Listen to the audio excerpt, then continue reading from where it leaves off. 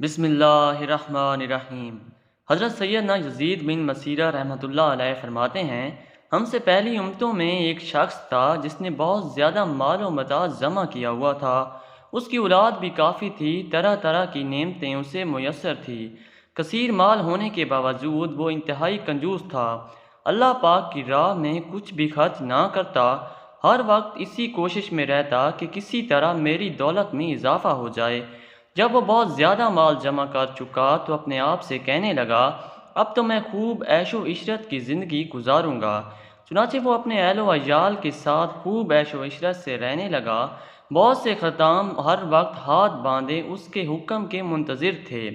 الغرض وہ ان دنیاوی آسائشوں میں ایسا مگن ہوا کہ اپنی موت کو بالکل بھول گیا۔ ایک دن ملک الموت حضرت سیدنا عزرائیل علیہ السلام ایک فقیر کی صورت میں اس کے گھر آئے اور دروازہ کھٹکھٹایا۔ غلام فوراً دروازے کی طرف دوڑے اور جیسے ہی دروازہ کھولا تو سامنے ایک فقیر کو پایا۔ اس سے پوچھا، تو یہاں کس لیے آیا ہے؟ ملک الموت علیہ السلام نے جواب دیا، جاؤ اپنے مالک کو باہر بھیجو، مجھے اس سے کام ہے۔ موت کے فرشتے سے جھوٹ۔ خادموں نے جھوٹ بولتے ہوئے کہا، وہ تو تیرے ہی جیسے کسی فقیر کی مدد کرنے باہر گئے ہیں۔ حضرت سیدنا ملک الموت علیہ السلام یہ سن کر وہاں سے چلے گئے۔ کچھ دیر بعد دوبارہ آئے اور دروازہ کھٹکھٹایا۔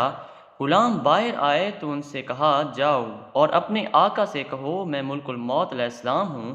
جب اس مالدار شخص نے یہ بات سنی تو بہت خوف زدہ ہوا اور اپنے غلاموں سے کہا، جاؤ اور ان سے بہت نرمی سے گفتگو کرو۔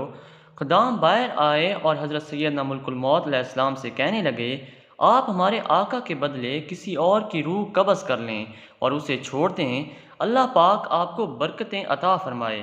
حضرت سیدنا ملک الموت علیہ السلام نے فرمایا، ایسا ہرگز نہیں ہو سکتا۔ پھر ملک الموت علیہ السلام اندر تشریف لے گئے اور اس مالدار شخص سے کہا، تجھے جو وصیت کرنی ہے کر لے، میں تیری روح قبض کیے بغیر یہاں سے نہیں جاؤں گا۔ یہ سن کر گھر والے چیخ اٹھے اور رونا دھونا شروع کر دیا۔ اس شخص نے اپنے گھر والوں اور غلاموں سے کہا، سونے چاندی سے بھرے ہوئے صندوق اور تابوت کھول دو اور میری تمام دولت میرے سامنے لے آؤ۔ فوراً حکم کی تعمیل ہوئی اور سارا خزانہ ان کے قدموں میں ڈھیر کر دیا گیا۔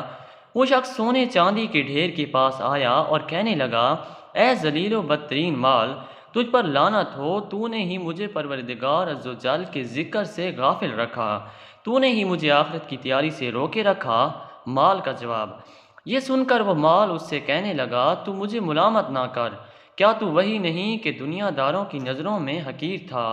میں نے تیری عزت بڑھائی، میری ہی وجہ سے تیری رسائی بادشاہوں کے دربار میں ہوئی، ورنہ غریب و نیک لوگ تو وہاں تک پہنچ ہی نہیں سکتے۔ میری ہی وجہ سے تیرا نکاح شہزادیوں اور امیرزادیوں سے ہوا، ورنہ غریب لوگ تو ان سے کہاں شادی کر سکتے ہیں۔ اب یہ تو تیری بدبختی ہے کہ تو نے مجھے شیطانی کاموں میں خرچ کیا۔ اگر تو مجھے اللہ عز و جل کے کاموں میں خرچ کرتا تو یہ ذلت و رسوائی تیرا مقدر نہ بنتی۔ کیا میں نے تجھ سے کہا تھا کہ تو مجھے نیک کاموں میں خرچ نہ کر؟ آج کے دن میں نہیں بلکہ تو زیادہ ملامت و لعنت کا مستحق ہے۔